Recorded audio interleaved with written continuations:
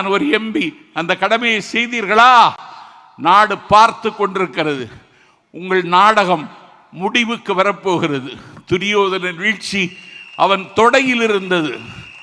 சராசந்தன் வீழ்ச்சி அவனுடைய உடலை மாற்றி போடுவதில் இருந்தது.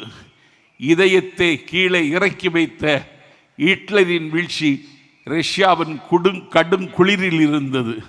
அதிசயம் 1000 செய்த ஜப்பானின் அன்றைய வீழ்ச்சி அணுக்குண்டில் இருந்தது.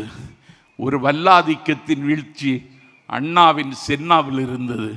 உய்ய வந்த தமிழினத்தை உய்யாது தடுத்து குடும்ப புற்றில் குடியிருக்கும் பூனாகங்களின் வீழ்ச்சி எங்கள் தளபதியின் கையில் இருக்கிறது என்பதை வருகிற காலத்தில் எழுதுவதற்கு நாம் மொழிப்போர் தியாகிகள் நிறைவு நாளில் வருகிற காலம் நம் காலம், வருகிற காலம் தமிழக வெற்றி கழகத்தின் காலம்.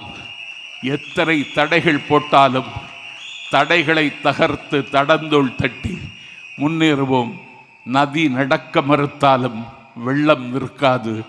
தேதிகள் கிளிவிட உடன்படாவிட்டாலும் நாளை நடக்கும்.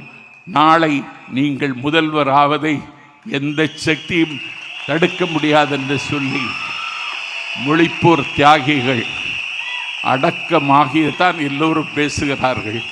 கானப்பறவையின் கலகலை என்று சொல்லக்கூடிய ஓசையும், தயிர் கடையிற் பொழுது வருகிற மத்து ஓசையும், மதகை உடைத்து கொண்டு வருகிற தண்ணீரின் ஓசையும், உழவன் பாடுகிற அந்த ஓசையும், ஆலயமணியின் ஓசையும், எல்லா ஓசையும் விட இப்பொழுது நல்ல ஓசை விசில் ஓசை.